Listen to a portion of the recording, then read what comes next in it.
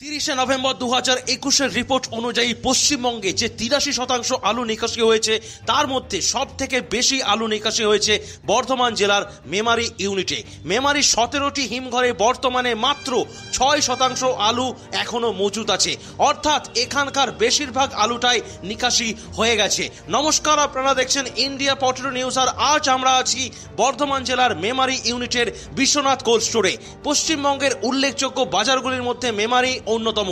আজ আপনাদের দেখাবো এখানকার আলুর দাম, গুণগত মান, তার সাথে অবশ্যই জেনে নেব এখানকার আলু চাষ ও চাষিদের বর্তমান পরিস্থিতি।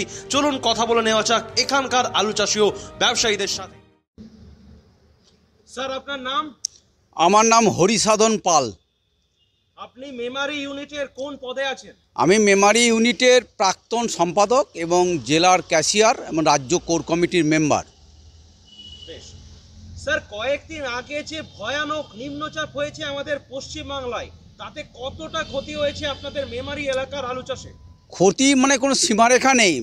যে সমস্ত জমি আমাদের মেমারি এলাকায় মোটামুটি 70 থেকে 75% চাষ হয়ে গিয়েছিল এবং টোটাল আলুটাই পচে গেছে।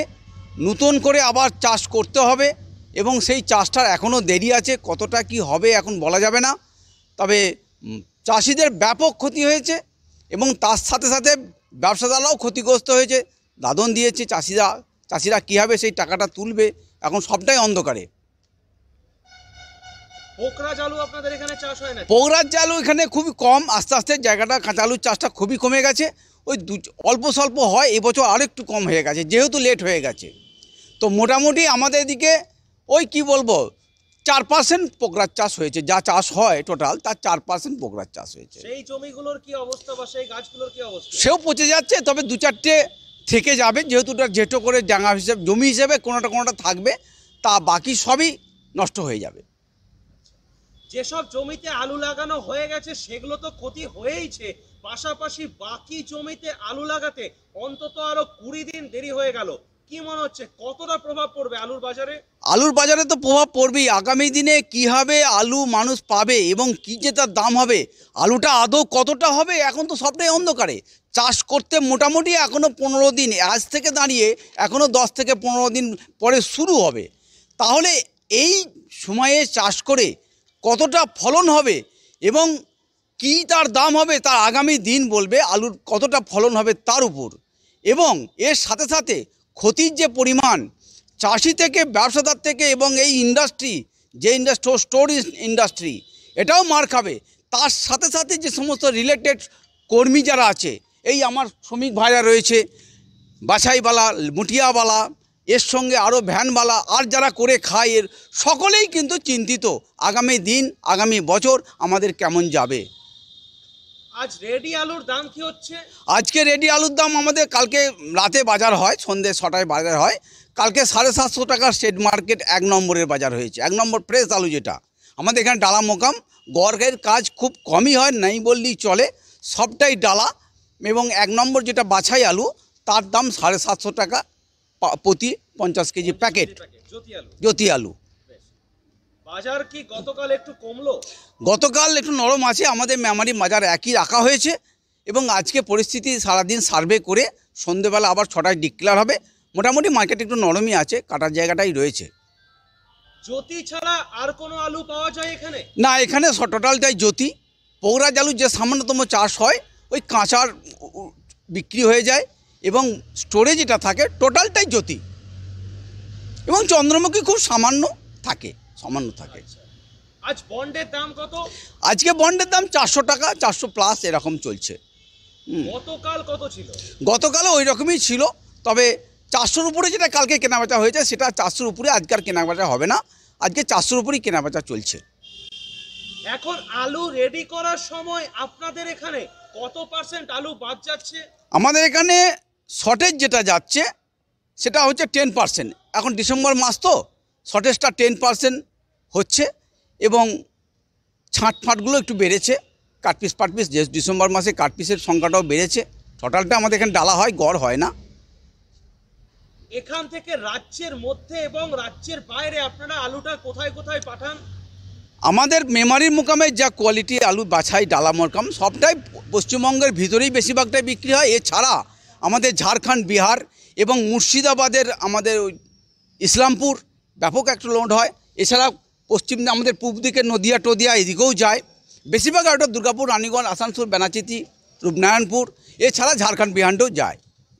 এখন ওই মার্কেটগুলিতে অর্ডার কেমন আছে? ওরা বিহারে অর্ডারটা বন্ধ হয়ে গেছে। ওরা এখন লোকাল আলু বা ওই ইউপির কাঁচা মাল বা ওই ইউপির ঝাড়াই বাছাই মালগুলো আসছে। আমাদের ওই জায়গাটা মোকামটা বিহার আমাদের বন্ধ হয়ে গেছে।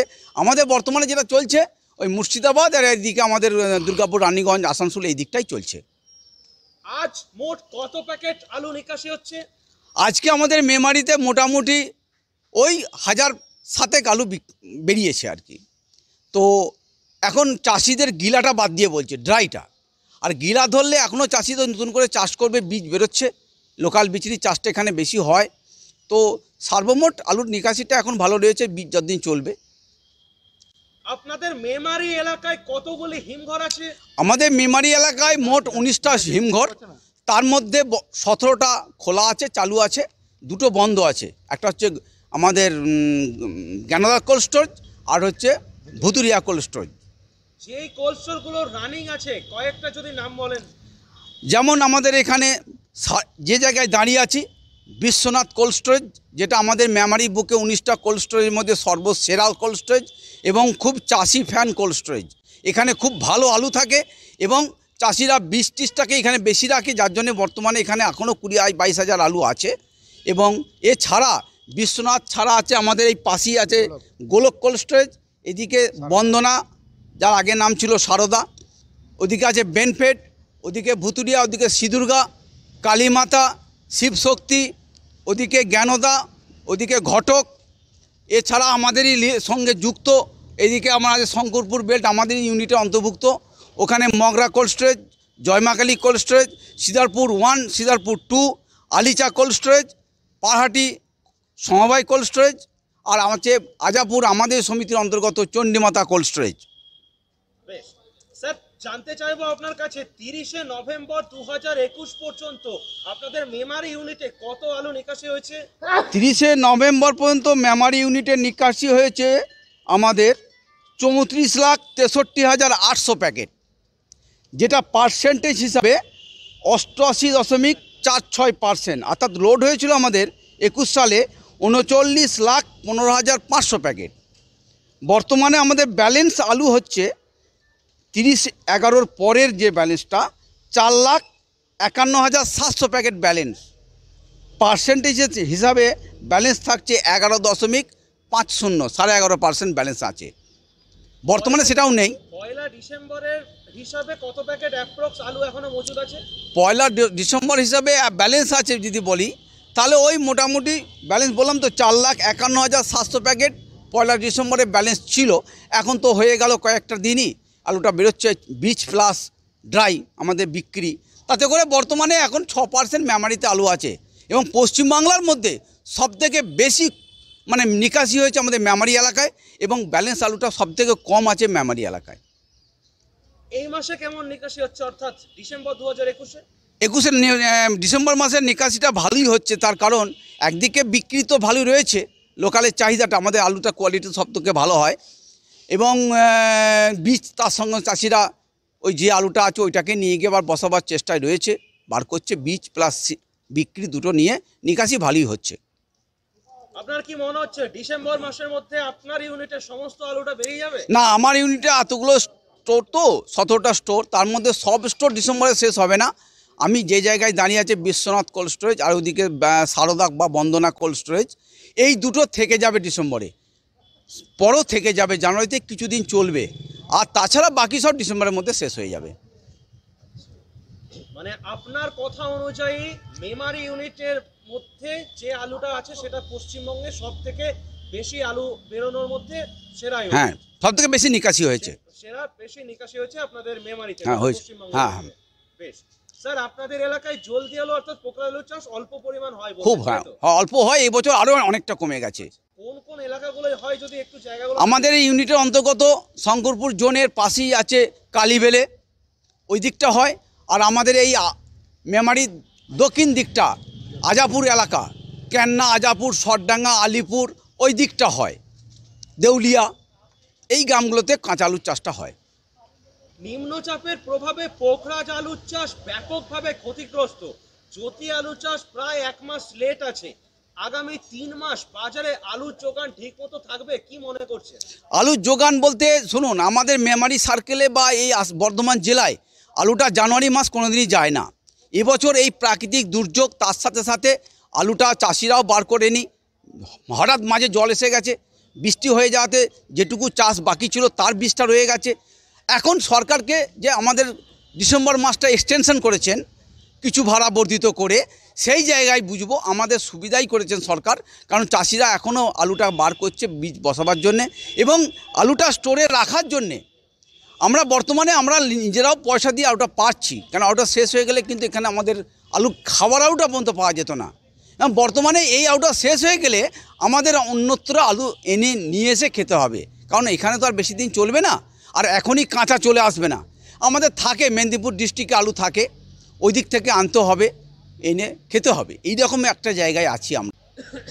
আপনাদের এলাকায় নতুন আলু মোটামুটি কবে থেকে বাজারে আসবে? নতুন আলু আশি জানুয়ারি মাসের, আমাদের এলাকা লোকালে যেটা উঠবে জানুয়ারি মাসের 15-20 তারিখ, তার আগে আসবে না। প্রাকৃতিক বিপর্যয়ের কারণে আপনাদের এলাকায় জ্যোতি আলু চাষ তো গত বছরের তুলনায় এবছর বেশ খানিকটা কম হবে, কি মনে হচ্ছে? কম তো হবেই। আমাদের কাছে চাষিদের কাছে যে আমরা চাষি কাম ব্যবসাদার, চাষিদের কাছে আমাদের এই সাজেশান, যে জমিগুলো আলু লাগানো হয়েছিল অর্থাৎ সার চাপান দেওয়া হয়ে গিয়েছিল, সেই জমিগুলোই তারা চাষ করার উদ্যোগী নিচ্ছে এবং আমরাও সেই পরামর্শই দিচ্ছি। কারণ সেই চাপান দেওয়া হয়ে গেছে, সার চাপান দেওয়ার ফলে সেই জমিতে অন্য ফসল হবে না, কারণ সেখানে ধান দিলে ধানটা হুড়ে যাবে, নষ্ট হয়ে যাবে। সেই জন্যে সেই জমিগুলোই চাষ করা উচিত। কম খরচ, আরও 2 কেজি করে চাপান দিয়ে বা বীজটাকে কোনোভাবে লাগিয়ে সেই জমিতেই চাষ করা উচিত। যে জমিগুলো চাষ করা হয়নি সেইগুলো বুঝতে হবে নাবি, এবং সেইগুলো বর্তমানে চাষ করতে গেলে আরও 20 দিন দেরি হয়ে যাবে। এই 20 দিন পর সেই জমিতে চাষ করে খরচ করে সেই রিটার্নটা আসবে কিনা সন্দেহ আছে। আমার মতে আমি যেটা বলবো চাষিদেরকে, যে তারা যেন যে জমিতে চাষ করেছিল হয়ে গিয়েছিল সেইগুলো পুনরায় চাষ করুক, যেগুলো চাষ করা হয়নি, সার চাপান দেওয়া হয়নি, সেইগুলো নতুন করে আর খরচ করে কোনো লাভ হবে বলে আমার মনে হয় না। তো গত নিম্নচাপের কারণে চাষে প্রচুর পরিমাণে ক্ষতি হয়েছে। তো বর্তমানে এমন অনেক জায়গা আছে যেখানে পয়সা দিলেও পাওয়া যাচ্ছে না আলু বীজ। তো এখন আপনাদের মেমারিতে মোটামুটি কত দামে আলু বীজ বিক্রি হচ্ছে? আলু বীজ শুনুন, পাঞ্জাব বীজ কিছু কিছু সামান্যতম আসছে। আমি যেটুকু জানি পাঞ্জাবিরা বলে দিয়েছেন যে আমরা বীজ দিতে পারবো না, অথচ কিছু কিছু পাঞ্জাব বীজ ঢুকছে। আদৌ সেগুলো কি পাঞ্জাব না কোনো কিছু অন্য কিছু, আমার সন্দেহ আছে। তবে কিছু কিছু এই পাশে আমার কাউন্টার এখানে একটা খুলেছেন, ওনারা ইউপি থেকে, আগ্রা থেকে ওই ক্যাটগুল্লা আনছেন এবং সেইভাবেই কম দামি সেগুলো বিক্রি হচ্ছে। আর পাঞ্জাব বীজের যা দাম এখন 4000 টাকা বস্তা হয়ে গেছে, আর সেইটা পয়সা দিয়েও সবাই পাবে না এবং চাষিদের সাধ্যের বাইরে। তারা লোকাল বীজটাই চাষ করছে। যাই হোক, যেভাবেই হোক জমিটাকে ঢাকবে, ফলন কি হবে আগামী দিন সেটা বলবে। নতুন করে পাঞ্জাব বীজ সবাই লাগাবো বললেই পাবে না, নেই। আমি মনে করি যে লোকাল বীজ ক্যাট মাজরা যেভাবে নিয়ে গিয়ে বসাচ্ছে ওইভাবেই জমিটাকে ঢাকা উচিত। আগামী দিন নতুন করে আবার পাঞ্জাব বীজ কেনাও সম্ভব নয়, পাওয়াও যাবে না। আপনাদের এখানে অর্থাৎ মেমারি ইউনিটে আপনাদের যারা ব্যবসার সাথে যুক্ত, অর্থাৎ আপনারা যারা ব্যবসায়ী, তাদের কি কি সমস্যার সম্মুখীন হতে হয়? সমস্যা সব রয়ে গেল, আমাদের তো ব্যাপক সমস্যা হয়ে গেল। ধরুন যারা চাষিদের সাথে আমরা সম্পর্ক, আমাদের সঙ্গে চাষিদেরকে আমরা বীজ দিই, সার চাপান দিই, নগদ দিই, তারা চাষ করে, তারা ফসল তুলে আমাদেরকে দেয়। তাহলে এই যে চাষিরা দাদন নিল, চাষ করলো, আমরা দিলাম, কিন্তু তারা তো ক্ষতিগ্রস্ত, তারা দেনা জর্জরিত হয়ে গেল। তাহলে আগামী দিন আমাদের দেনাটা, আমাদের ধারটা কীভাবে শোধ করবে, আমরা কীভাবে তাদের কাছ থেকে নেব, কীভাবে পাবো, এটা খুব অন্ধকারে রয়ে গেলাম। এবং জোর করে তো কার কাছে কিছু আদায় করা যায় না। তা চাষিরা বাঁচলে আমরা বাঁচবো, সময় দিতে হবে। আস্তে আস্তে চাষিরা আগামী বছরই শোধ করতে পারবে এমনটি নয়, তাদেরকে চাষ করার কোনোভাবে সুযোগ করে দিচ্ছি যতটা পারছি, এবং আস্তে আস্তে তারা আমাদের দাদন শোধ করবে। এবং সবটাই আমরা অন্ধকারে, আমরা চাষির ফসল নিয়ে চাষ করি, আমরা চাষি ঘরের ছেলে, সকলেই আমরা চিন্তিত। এবং সরকার বাহাদুরকে বলবো যে চাষিদের পাশে অন্তত দাঁড়ানো, কোনোভাবে যদি বীজ সার দেওয়া বা নতুন করে একটা লোন স্যাংশন করে চাষিদের চাষ করানো, এগুলো আমাদের সরকারকে আমাদের কাছে অনুরোধ, এগুলো যেন সরকার আমাদের পাশে দাঁড়ায়, চাষির পাশে দাঁড়ায়। আমাদের বর্তমান সরকার বিভিন্ন দিক দিয়ে মানুষের পাশে সঙ্গে আছেন বিভিন্ন রকম প্রকল্পের মাধ্যমে দিয়ে। তো আমি বলবো সেই জায়গায় থেকে আরও নতুন করে একটা সহানুভূতির সঙ্গে দেখে চাষিদের পাশে দাঁড়ানো, এই আমার অনুরোধ চাষি সরকারের কাছে। প্রাকৃতিক বিপর্যয়ের আগে অর্থাৎ যখন জোর পরিমাণে আলু লাগানো হচ্ছিল, সেই সময় যারা চাষি চাষ করছিলেন তাদের কি কি সমস্যা হয়েছিল? চাষি ভাবছে কি যে জলটা হয়তো এতটা হবে না এবং জল হয়ে গেলে চাষটা পিছিয়ে যাবে, সেই জন্য অল্প বিস্তর জল হলেও যে জমিগুলো জো হয়ে গেছে, চাষির যখন সময় হয় চাষি কোনো কথাই শোনে না, এক ধার থেকে চাষ করতে থাকে এবং চাষ হয়ে যাওয়ার পর এই যে এত জল, এটা খুব আনএক্সপেক্টেড, কেউ ভাবেনি এতটা জল হবে। তো সেই হিসাবে খুব ক্ষতিগ্রস্ত হয়ে গেল চাষির। তো এখন মাথায় হাত, তারা কীভাবে কি আগামী দিন তাদের সংসার প্রতিপালন করবে এবং মহাজনের দাদন কীভাবে শোধ করবে, তাদের নিজেদের জীবন জীবিকার খুব চিন্তার বিষয় হয়ে গেছে। এই জায়গায় পৌঁছে গেছে, চাষিরা খুব বিভ্রান্ত, দিশাহীন। তো বর্তমানে আপনি চাষি ভাইদের কি পরামর্শ দিতে চান একজন সফল ব্যবসায়ী হয়ে? পরামর্শ এইটাই, চাষি তো চাষ করতেই হবে এবং যে জমিতে ধরুন সার দেওয়া হয়ে গেছে সেইগুলো তো চাষ না করলেও তো নয়, সেটা অন্য ফসলও হবে না, ফসলটা তৈরি আনতে পারে। আলুতে যে চাপানটা খায় সেই চাপান ধান বা অন্য ফসলে লাগে না। তো সেই জমিতে যদি আলু না লাগায় তাহলে তো আগামী দিন অন্য ফসল সেই জমি থেকে হবে না। সুতরাং সেই জমিতে আরও অল্প কিছু খরচ করে বীজ বা অল্প সার দিয়ে চাষটা করা উচিত। তাতে করে ধরুন ফলন তো মার খাবেই এবং দাম একটা নিশ্চয়ই থাকবে, ভালো হবে এবং তার রিটার্নটা ঘুরে আসবে আশা করছি। তবে যে জমিতে চাষ করতে পারিনি, নতুন করে সেই জমিতে চাষ না করতে যাওয়াটাই ভালো, এই অনুমতি সাজেশনটা আমরা চাষিকে দেবো। আপনাদের এখানে যে বিভিন্ন কোয়ালিটির আলু পাওয়া যায় তার স্যাম্পল আমরা একটু অন ক্যামেরা দেখতে চাই। হ্যাঁ নিশ্চয়ই, আমরা স্টোরে আসুন, পিছনেই আমাদের সেট। এই যে দেখছেন এই আলুটা প্রথম এক রাউন্ড বাছাই হয়েছে, এর পরে আবার বাছাই হবে। এর থেকে ধরুন মাছলা উঠবে, চেকিংয়ে কিছু কাট পিস উঠবে, ওঠার পর এটা ফ্রেশ দাঁড়াবে। এই আলুটা আমাদের ডালা যায়, অর্থাৎ দুর্গাপুর, রানীগঞ্জ, আসানসোল, এই বেনাচিতি এই সার্কেলেই আলুটা বিক্রি হয়। এটা কোনো ঝাড়খণ্ড বিহারে যাবার আলু নয়, সবটাই লোকাল ডালা। এবং আমাদের মেমারিতে আলু যে কোয়ালিটি মেনটেন করা হয়, আমাদের সবথেকে আমি মনে করি পশ্চিমবাংলার মধ্যে সবথেকে হাইয়েস্ট কোয়ালিটি। কারণ এইখানে বলছি, আমরা জামালপুর, তারকেশ্বর, সুরেকানলা এই দিকতে যে আলুটা রেডি হয়, ওদের মোটা মাজরা তুলে ডালার মোটা গোছটা মোটা করে এবং সেটা কলকাতামুখী খায়। কিন্তু আমাদের এখানে যে আলুটা রেডি হয় প্রচণ্ড সামান্যতম ত্রুটি থাকলে আলুটা কাট পিসে ফেলে দেওয়া হয় এবং আমি মনে করি সর্বসেরা আলু মেমারি থেকে রেডি হয়। গোছটা খুব মোটা আমাদের চলে না, একটু মিডিয়াম উপর আলুটাই চলে এবং কাট পিসটার উপর খুব গুরুত্ব দেওয়া হয় মেমারিতে, যার জন্য এখানে বাজার দর অনুযায়ী বন্ডের পর্তাটা কম হয়ে যায়। এই আলুটা যখন আজকে এখান থেকে বেরোচ্ছে কত টাকা বস্তা হিসাবে বেরোচ্ছে? এই আলুটা যখন স্টোর থেকে বেরোবে, আমাদের সন্ধ্যে 6টায় মার্কেট হবে। গতকাল ছিল 750 টাকা প্রতি প্যাকেট, সেইভাবেই গতকাল 750 টাকা বেশি, 700 হবে কি 750 হবে সেটা যে মার্কেটটা ডিক্লেয়ার হবে। গণতান্ত্রিক পদ্ধতিতে ভোটদানের মাধ্যমে বাজার হয় এবং সেই মার্কেটে আলুটা স্টোর থেকে বেরিয়ে যাবে। 1 নম্বর যেটা বলবো, এছাড়া ছাঁট আছে, ক্যাট, মাজলা, কাটপিস, এগুলো কম দাম হয়। এইগুলো হচ্ছে আমাদের ক্যাট, অর্থাৎ এই প্রথম রাউন্ড বাছাইয়ে এই ক্যাটটা বেরিয়ে এসছে। এই ক্যাটটা আগে মোটামুটি যেত বিহার, এদিকে আসাম, এরা নিয়ে যেত, কখনো কখনো ফুটে বর্তমানে বিচেও যাচ্ছে। আর এখন এই যে বীজ নষ্ট হয়ে গেছে, লোকাল চাষিরাও এইটাকে নিয়ে গিয়ে এই ক্যাট বা মাজলা উঠবে, এই মাজলাগুলো নিয়ে বীজ হিসাবে জমিতে বসাচ্ছে। এইগুলো হচ্ছে আমাদের ক্যাট। আর মাজলা হবে এই লাট থেকে যখন দ্বিতীয়বার চেকিং হবে তখন মাছলা উঠবে। আর ওপাশে আছে কাট পিস, এগুলো আরও কম দামে বিক্রি হয়। আলু আমাদেরকে অনুরোধ করব যে কিছু ভালো আলু আমাদেরকে হাতে তুলে দেখানোর জন্য। আচ্ছা, এটা কি আলু বলেন? এটাকে কাট পিস বলা হয়। কাট পিস, কাটা ছাটা, দাগি, ঠাল কাটা, এই হচ্ছে কাট পিস। এগুলো কম দামে বিক্রি হয়। এগুলো বর্তমানে ধরুন ওই 350-400 টাকা, 350 টাকা বস্তা, এগুলো কাট পিস বলা হয়। যেগুলো বাজারে কাটা আলু কাটা আলু নয়, কাটা আলুটা আলাদা, সেটা ড্যামেজ কাটা। এটা হচ্ছে কাঠ পিস, ছাঁট মাল। আলুর বিভিন্ন রকম আলুর কোয়ালিটি তৈরি হয়, আলুটা কোনোটাই বাদ যায় না, আলুতে সবই কাজে লাগে এবং বিভিন্ন জিনিসের কোয়ালিটির উপর বিভিন্ন রকম দামে বিক্রি হয়।